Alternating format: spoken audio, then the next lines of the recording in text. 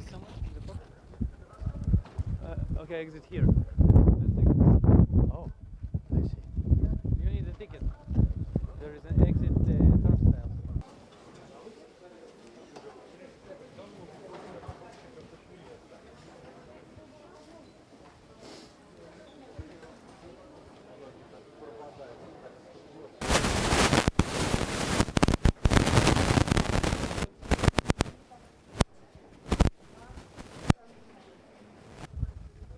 So what do you think about the design of the station and generally your impressions?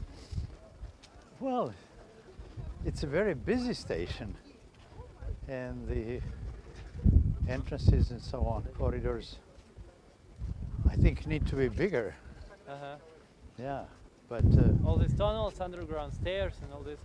well, it's basic design okay, except it should be brighter and wider and so on. Yeah. I see here we are in the city. Yeah, we go to. Yeah, fine.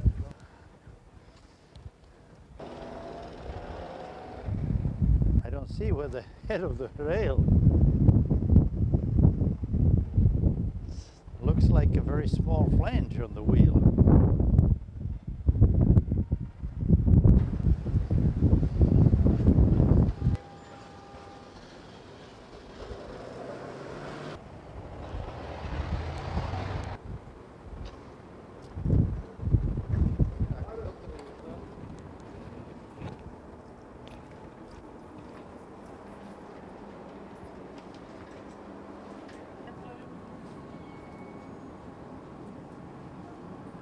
How many people would go to Marshrutsky? Yeah, look at that. Crowds waiting.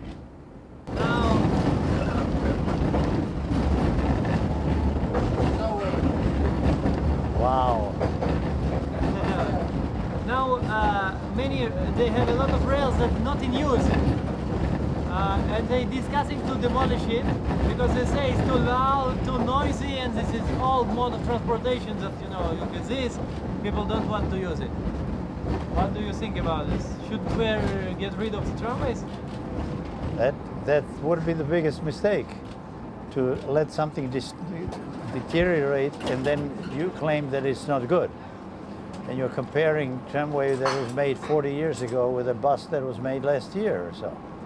And then of course bus looks better. I've never been on a tramway that on a straight line has this kind of uncomfortable, noisy travel. It's unbelievable. Why is this happening? Why it's so loud? Problem of the mode, or why is this so bad? The mode of tramway is an extremely quiet vehicle, extremely quiet and stable and comfortable. So neither shaking, nor noisy, nor beating is. It's really showing that it's not in poor condition, but in disastrous condition. And renewing these rails on a separate right-of-way, this is not requiring any fantastic amounts of money at all. Even some second-hand rails from railways or something could be used and be better than this. The rails themselves are in bad condition, and you see there are many joints. Some are joints and some are brakes. Some are brakes of rails. Look at that. Look at this. This is 2 meters from one to the next. Tramway rails are welded, so there are no joints. If somebody now in Germany would found system in condition like this, what they would do with this? They would certainly say that this is it's a higher potential for higher quality transit than buses can provide, because it has separation and it has the image. It can operate 2 or 3 cars, longer units, more comfortable, higher capacity, and so on. Actually, what happened in unification of Germany is that East Berlin had many tramway lines. West Berlin followed at one time the philosophy from the United States that there can be only metro and buses and no tramways. So Berlin, West Berlin eliminated. And that's one thing in which East Berlin was better than West Berlin. And now they extended several lines from East Germany to East Berlin to West Berlin. You should be learning from other cities, because now many cities which abandoned tramways are now building new ones at many, many times higher investment cost.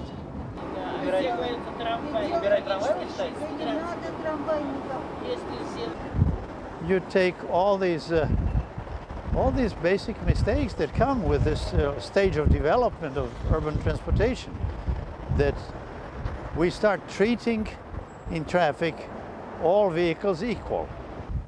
The prevailing one is immediate reaction. The immediate reaction is have free parking, And then I plot. improve streets, prohibit pedestrians or let pedestrians go around. That's what you're doing now with trolleybuses and buses in Moscow. Has been done in many places with pedestrians.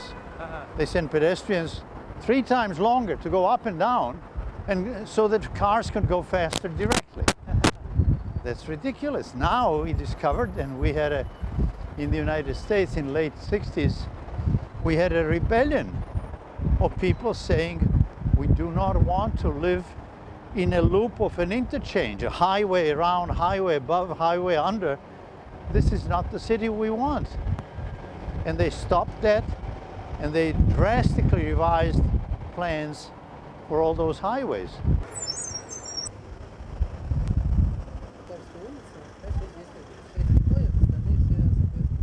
They have enough space here for a median, beautiful median for transit, you know.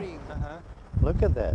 And they don't have anything for passengers, of course. They have left turning lane for cars, which exactly blocks the trail.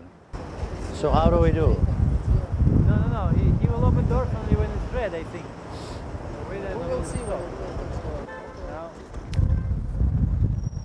it's red. The main element you have to have for tramways is to have a separate right-of-way from other traffic. Well, how is it? Is it a problem here? No. You have wide streets.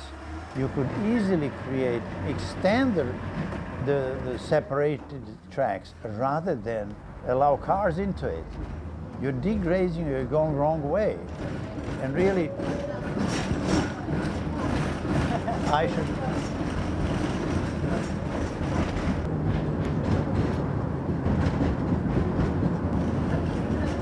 And the basic principle then, for the good of the city, for the future of the city, is that public transport should have priority over private transport.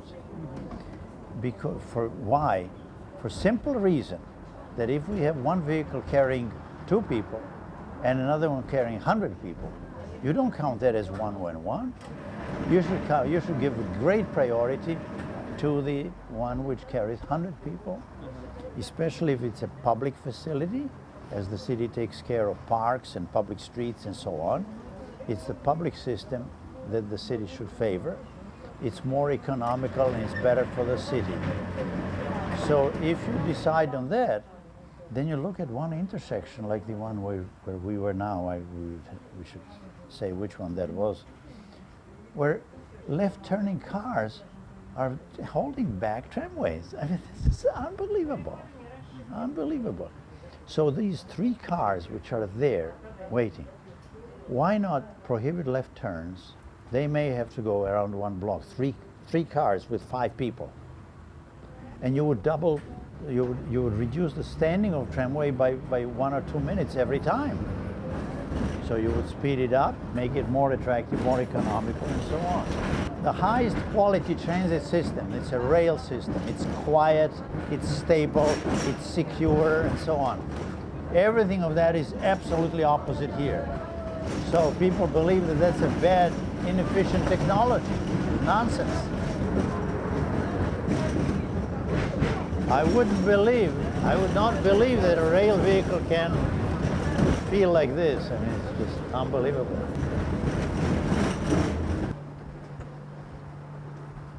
It's not that I don't know what to say. It's just unbelievable. You would just have to look at the so many illogical things are here that I would have to make a list of things and then classify and then make a plan how it should be done. But I could spend here one day to give half of these recommendations, and then in a week with a couple of people here really develop a plan to completely different. Look at this city.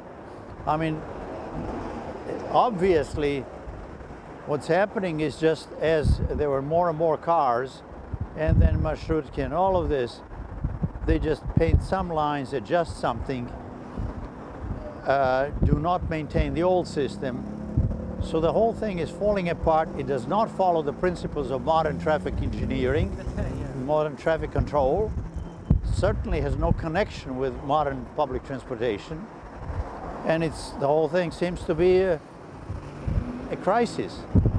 That it's not only solving the parking problem.